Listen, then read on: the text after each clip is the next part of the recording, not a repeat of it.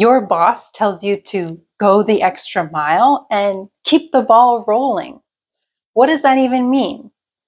Hi, I'm Morgan from English with Morgan. In today's lesson, you will learn 12 native expressions you can use at work. Let's get started. Expression number 1 is to touch base.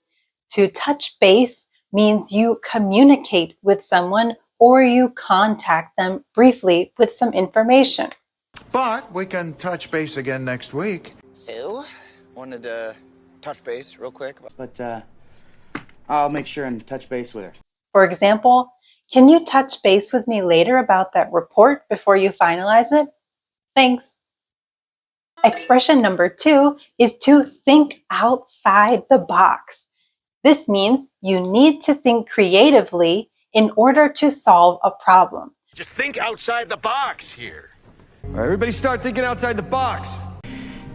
We have to think outside the box. For example, we really need to think outside the box to fix this problem. Expression number 3 is to go the extra mile. This means you put in more effort than expected. Yeah. Thanks for going the extra mile on this. Andy, it's our 20th anniversary. I want to go the extra mile. I'm talking about going the extra mile. You do way more than you even need to because you're dedicated. For example, Mary always goes the extra mile to ensure her customers are satisfied. Go the extra mile. Expression number 4 is to get the ball rolling. This means you start or initiate an action. Maybe I could get the ball rolling. I'm going to get the ball rolling, okay? All we got to do is get the ball rolling. For example, let's get the ball rolling and schedule a kickoff meeting for next week. Let's get it started. Expression number 5 is to put something on the back burner.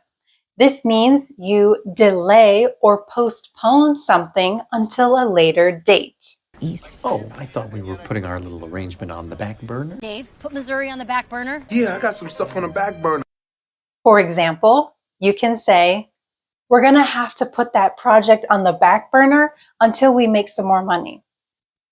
Expression number 6 is to hit the ground running. This means you start a project quickly and energetically. I want him to hit the ground running. Well, we need somebody who can hit the ground running. I thought you might like to hit the ground running. You can use it in a sentence like, we need to find someone who can hit the ground running and really take charge of our team. Hit the ground running.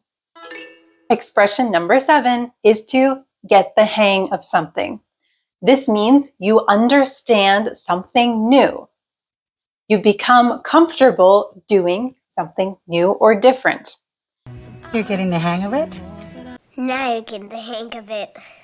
I'm getting the hang of this! You can use this for anything, not just at work.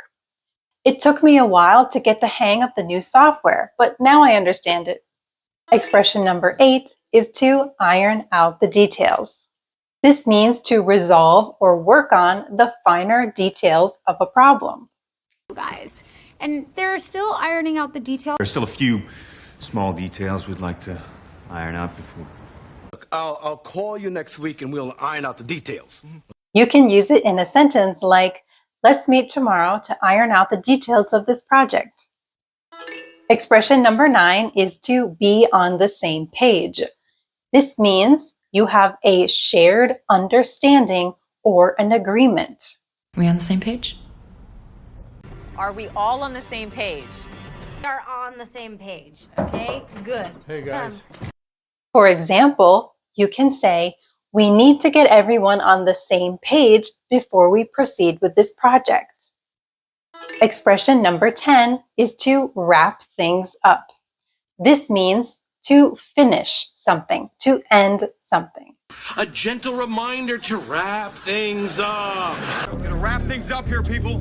Let's wrap things up out there. You can use it in a sentence like, we're almost out of time. Let's wrap things up and summarize what we talked about. Expression number 11 is to scrap something.